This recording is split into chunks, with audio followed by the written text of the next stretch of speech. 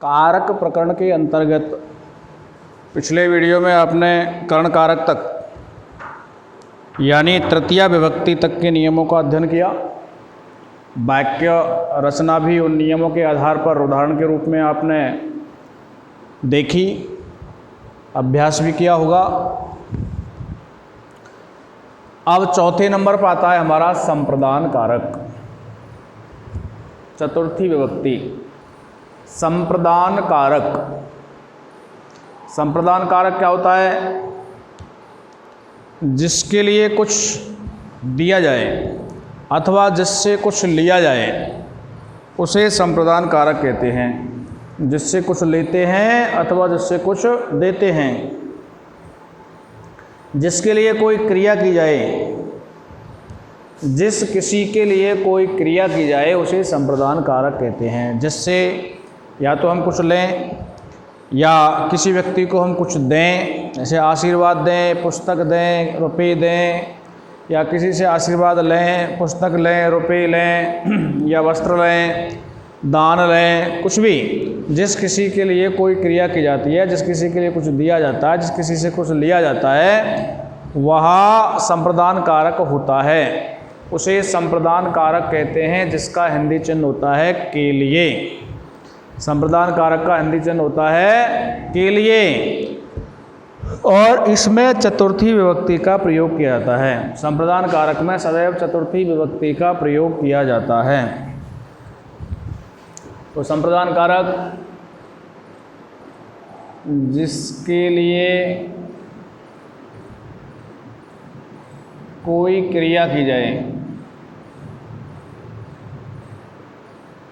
जिसके लिए कोई क्रिया की जाए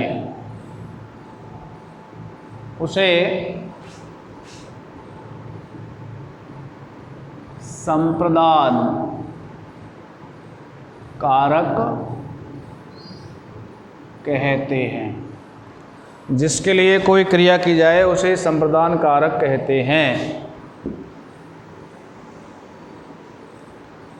जिसका हिंदी चिन्ह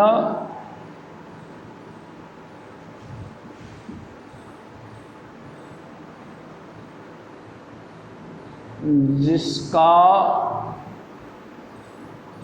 हिंदी चिन्ह के लिए है तथा इसमें चतुर्थी विभक्ति का प्रयोग किया जाता है। चतुर्थी विभक्ति का प्रयोग किया जाता है। कैसे किया जाता है?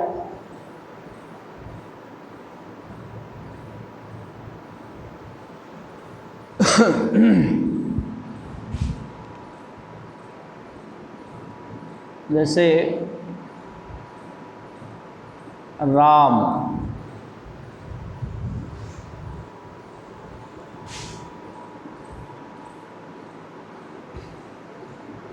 खेलने के लिए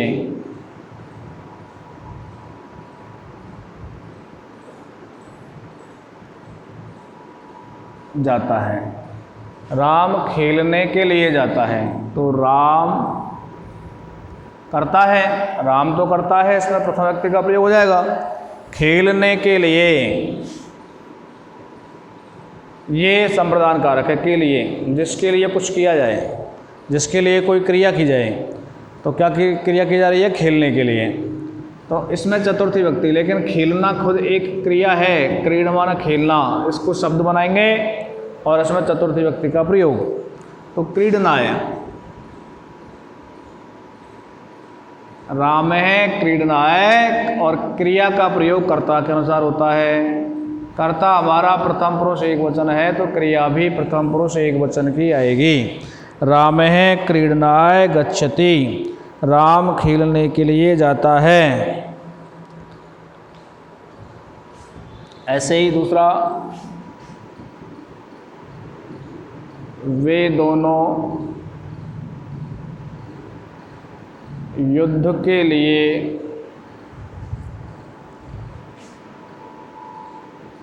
लड़ाई के मैदान में जाते हैं। वे दोनों युद्ध के लिए लड़ाई के मैदान में जाते हैं। इस वाक्य में करता है वे दोनों युद्ध के लिए, ये प्रयोजन है, युद्ध करने के लिए, निचिन्ह के लिए आ रहा है संप्रदान कारक, लड़ाई के मैदान में जाते हैं, जाना क्रिया है, तो कर्ता कौन है इसमें? वे दोनों। वे दोनों की है तऊ। युद्ध में लगाएंगे चतुर्थी व्यक्ति, तऊ युद्धाय, युद्ध के लिए, लड़ाई के मैदान में, रण क्षेत्र, रण क्षेत्रम। क्रिया का प्रयोग हमेशा कर्ता के पुरुष वचन के अनुसार, कर्ता प्रथम पुरुष द्विवचन है तो क्रिया भी प्रथम पुरुष द्विवचन आएगी, गच्छते है, गच्छते, गच्छते है। इस प्रकार जिस किसी के लिए कोई कार्य किया जाए या जिसके लिए कोई क्रिया की जाए उसे संप्रदान कारक कहते हैं। इसका निचिन्ह के लिए होगा तथा इसमें चतुर्थी विभक्ति का प्रयोग किया जाता है। अब ये तो सामान्य बातें थी कि जिस किसी के लिए कोई कार्य किया जाए या जिसका निचिन्ह के लिए आ जाए वहाँ चतुर्थी विभक्ति का प्रयोग किया जाता है, किंतु कुछ विशेष नियम है।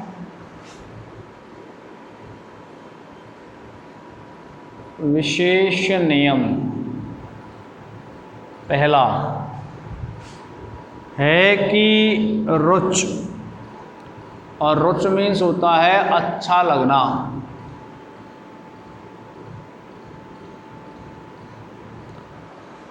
तो रुच अर्थ की धातुओं के साथ, रुच अर्थ की धातुओं के साथ, रुच अर्थ से संबंधित कोई दूसरी धातु भी हो सकती है, जैसे स्वद है, स्वद मीन्स स्वादिष्ट लगना, अच्छा लगना, और एक रुच है ही, रुच मीन्स अच्छा लगना। रुच अर्थ की धातुओं के साथ चतुर्थी विभक्ति का प्रयोग किया जाता है। रुच अर्थ की धातुओं के साथ चतुर्थी विभक्ति का प्रयोग किया जाता है। कैसे किया जाता है?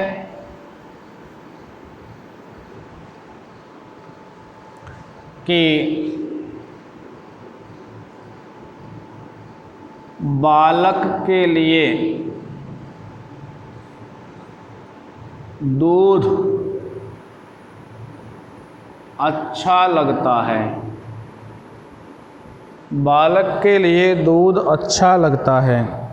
एक वाक्य है बालक के लिए दूध अच्छा लगता है, इसमें कर्ता कोई नहीं है क्योंकि इसमें काम ही नहीं हो रहा कुछ,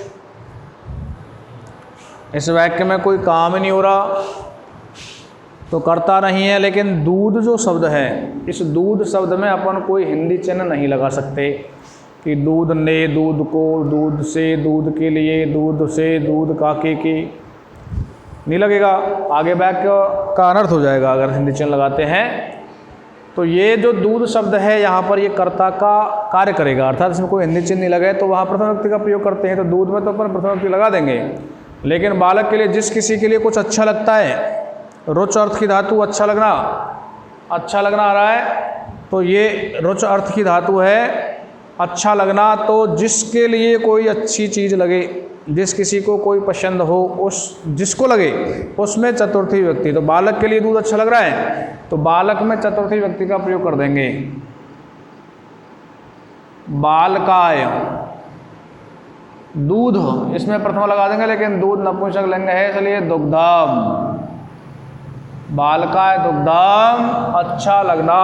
अब एक तो क्या है, अपन को अच्छे लगने से संबंध देखें, एक तो ऐसी कोई चीज़, किसी चीज़ को देखते हैं, देखने पर मान लीजिए हमें वो अच्छी लग रही है, अब दूध को देख लिया, अब दूध तो दूध ही होता है, दूध किसी भी जानवर के दूध को देखते हैं तो वो भी सफ़ेद रंग का, वो भी सफ़ेद रंग का, वो भी सफ़ेद रंग, गाय का दूध भी सफ़ेद रंग का है, भैंस का दूध भी सफ़ेद रंग का, बकरी का दूध भी सफ़ेद रंग का है। तो उसको पता कैसे लगाएं कि इन तीनों गाय, भैंस और बकरी के दूध में अच्छा कौन सा है। तो देखने से तो शायद पता लगेगा नहीं, इसलिए उन दूध का स्वाद चखा जाएगा। गाय के दूध को पी के देखा, बकरी के दूध को पी के देखा और भैंस के दूध को पी के देखा, तो उसका जो स्वाद है उससे पता लगेगा कि भैंस का अच्छा लगा या गाय का अच्छा लगा। तो ये जो अच्छे लगने से संबंधित है, इसकी स्वस्थ धातु लेंगे। स्वस्थ मीन्स अच्छा लगना, इसलिए स्वेदत्ते आत्मनेपदी धातु है। इस प्रकार दूसरा है बालकों के लिए लड्डू अच्छे लगते हैं। इस वाक्य में फिर कर्ता कोई नहीं है, लेकिन लड्डू जो हैं वो अच्छे लग रहे हैं, तो वहाँ प्रथम व्यक्ति का प्रयोग होगा। लेकिन किसके लिए अच्छा लग रहा है? बालकों के लिए, तो इसमें चतुर्थी व्यक्ति। लेकिन अब की बार हमारा चतुर्थी व्यक्ति का जो शब्द हम जिसमें लगाने जा रहे हैं वो बहुवचन शब्द है, बालकों के लिए, इसलिए इसमें बहुवचन लगेगा। तो रामाय रामाभ्याम रामेभ्य, अतः बालकेभ्य लड्डू अच्छे लगते हैं। इस लगते हैं सबसे पता लग रहा है कि लड्डू बहुत हैं, इसलिए लड्डुओं का भी बहुवचन आएगा। प्रथम व्यक्ति मोदकानी, मोदक, मोदकम मोदके मोदकानी, बालकेभ्य मोदकानी रोचन्ते। रुच मीन्स अच्छा लगना। बालकेभ्य मोदकानी रोचन्ते, बालकों के लिए लड्डू अच्छे लगते हैं। इस प्रकार से हम इस निष्कर्ष पर पहुंच सकते हैं कि रुच अर्थ की धातुओं के साथ में हमेशा चतुर्थी विभक्ति का प्रयोग किया जाता है। इसके बाद में नियम नंबर 2 देखें। अगर दिखाई नहीं दे रहा हो तो पुनः मोटे मोटे शब्दों में लिखें। क्रोधो, क्रोध मीन्स होता है क्रोध करना।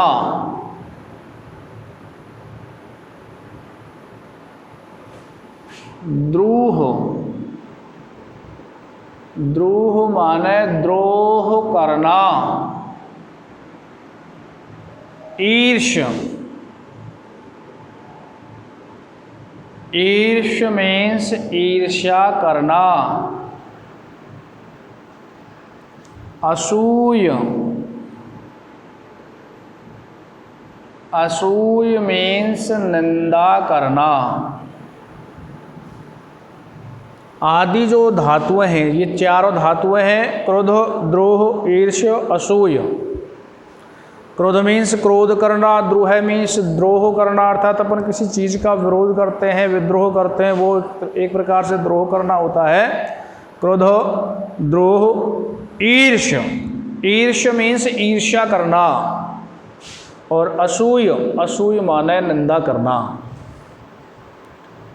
क्रोध, द्रोह, ईर्ष्या, असूय आदि धातुओं के साथ में चतुर्थी विभक्ति का प्रयोग किया जाता है।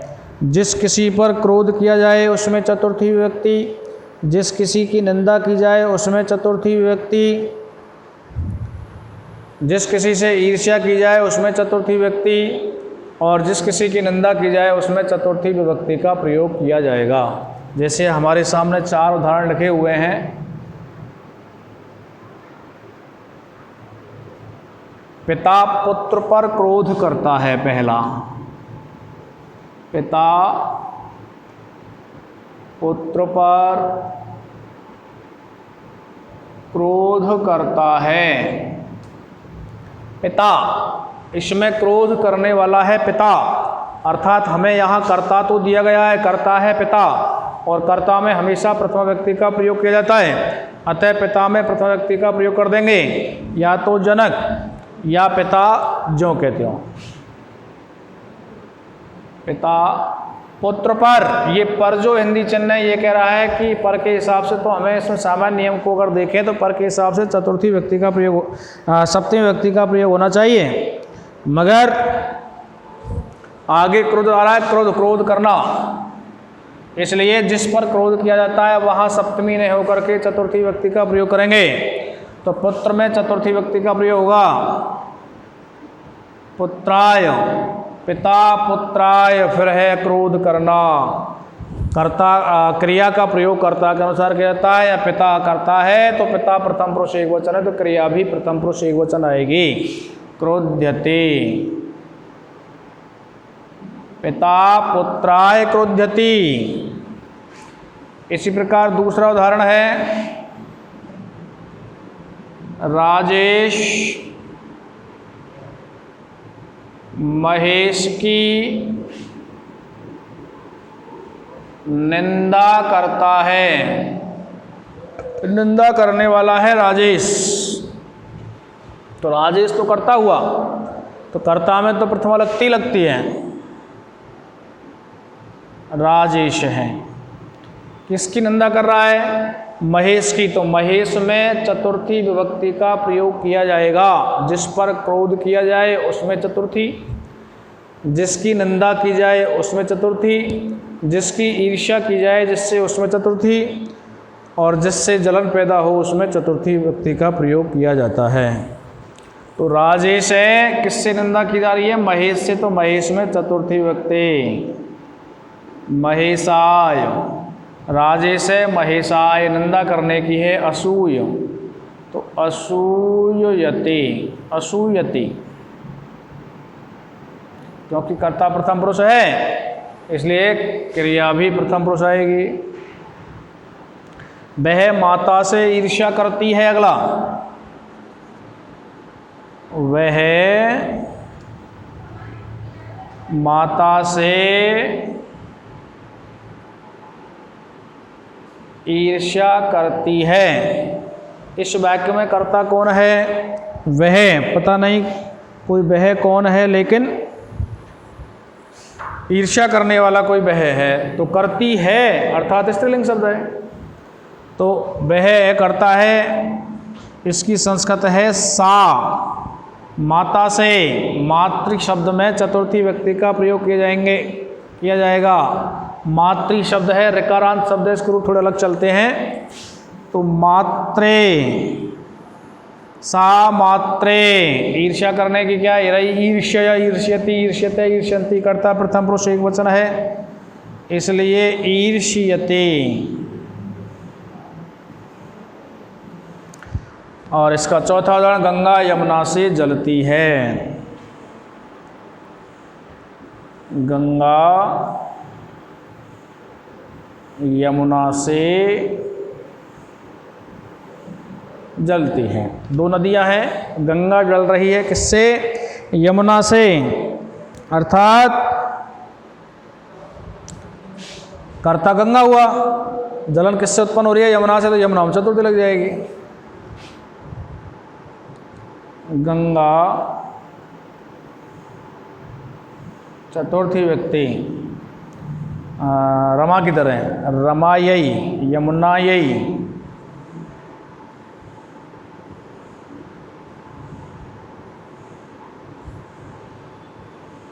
जलना ईर्ष्या करना एक ही बात है।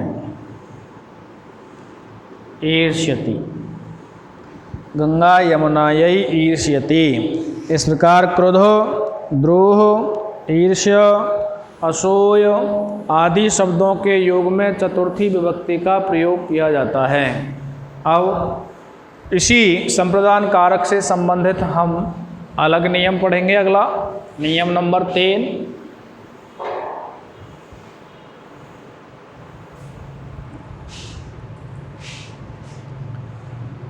विशेष नियम 3 है साहब, नमः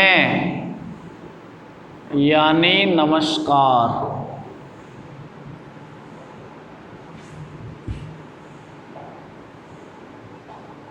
स्वस्ति यानी कल्याण, स्वाहा यानी आहुति देना,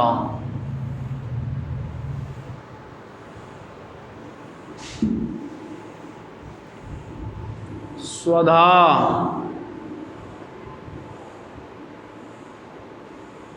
हवि का दान, वषट,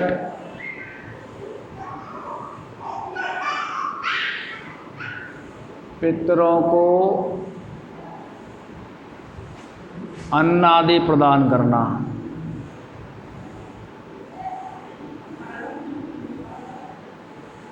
अलम, समर्थ आदि शब्दों के योग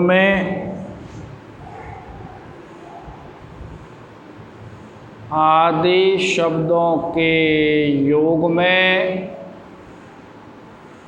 चतुर्थी विभक्ति का प्रयोग किया जाता है।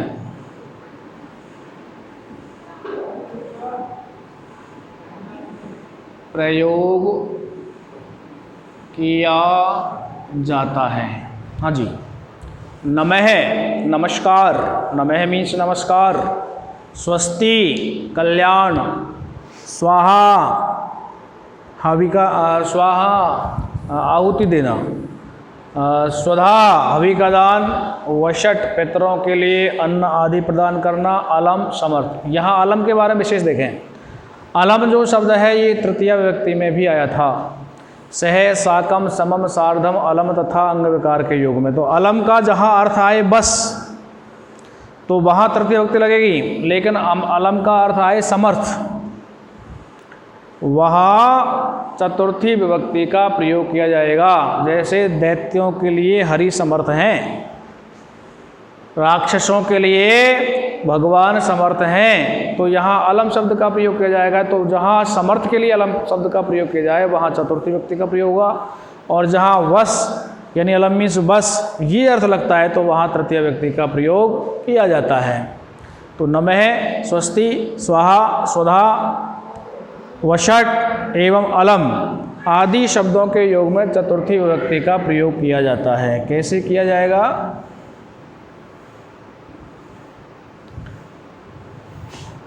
हरि को नमस्कार।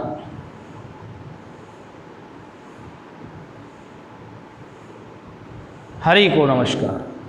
चाहे तो अपन इसको ऐसे भी व्यक्त कर सकते हैं कि हरि के लिए नमस्कार, बात एक ही है। हरि को नमस्कार या हरि के लिए नमस्कार। तो जिस किसी के लिए नमस्कार किया जाए उसमें चतुर्थी व्यक्ति का प्रयोग करेंगे। तो किसके लिए नमस्कार है इसमें? हरि के लिए। तो हरि में चतुर्थी व्यक्ति का प्रयोग हुआ। हरये और नमस्कार की संस्कृत है नमः। हरये नमः। दूसरा, प्रजा का कल्याण हो।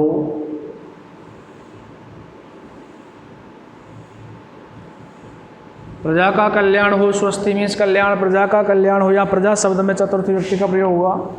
प्रजा बहुत सारी होती है, बहुवचन है, इसलिए रमाभ्य प्रजाभ्य, प्रजाभ्य स्वस्ति।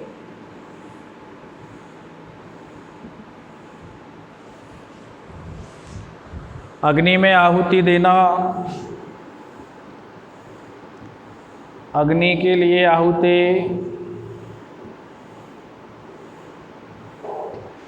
अग्नि में चतुर्थी व्यक्ति, अग्नये स्वाहा। इस प्रकार से नमः, स्वस्ति, स्वधा आदि शब्दों के योग में चतुर्थी व्यक्ति का प्रयोग किया जाता है। अगला, इंद्र के लिए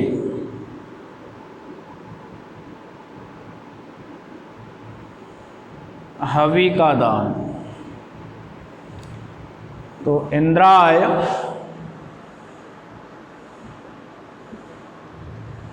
स्वधा। अगला, दैत्यों के लिए हरि समर्थ हैं। दैत्यों के लिए इसमें चतुर्थी व्यक्ति का प्रयोग किया जाएगा। दैत्य बहुवचन में है। दैत्येभ्यो रामेभ्यो, दैत्येव हरि में प्रथमा, और समर्थ की है ये अलम। इस प्रकार नमः, स्वस्ति, स्वाहा, स्वधा, वषट एवं अलम शब्दों के योग में चतुर्थी व्यक्ति का प्रयोग किया जाता है। ऐसे पितरों के लिए एक और देख लें। पितरों के लिए हवि, तो यहाँ पितरेभ्य,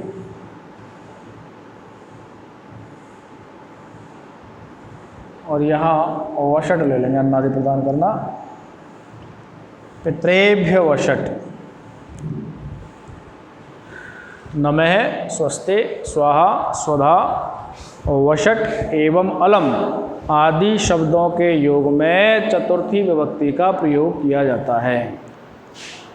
अब इनके अलावा, 3 नियमों के अलावा एक चौथा नियम है कि जिस प्रयोजन के लिए कोई कार्य किया जाए, जिस प्रयोजन के लिए कोई कार्य किया जाए उसमें भी चतुर्थी विभक्ति का प्रयोग किया जाता है। प्रयोजनवाची शब्दों के लिए 4,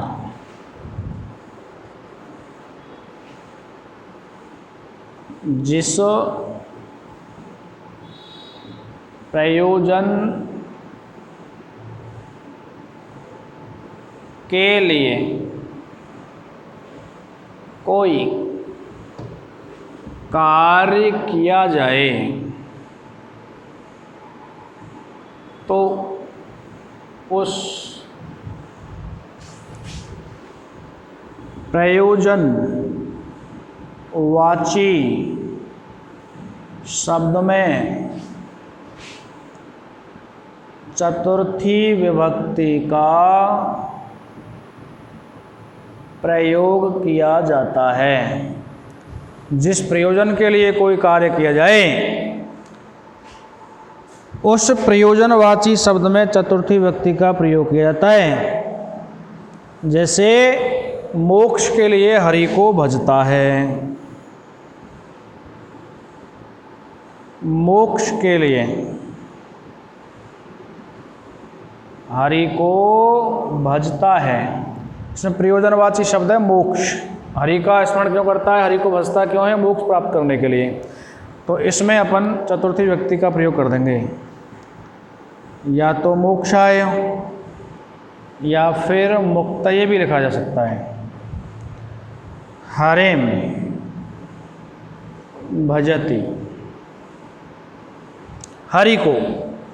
मोक्षाय, अगर मोक्ष शब्द लेंगे तो राम की तरह मोक्षाय, और मुक्ति शब्द लेंगे तो हरि की तरह चलेंगे, मुक्तये हरिम भजते।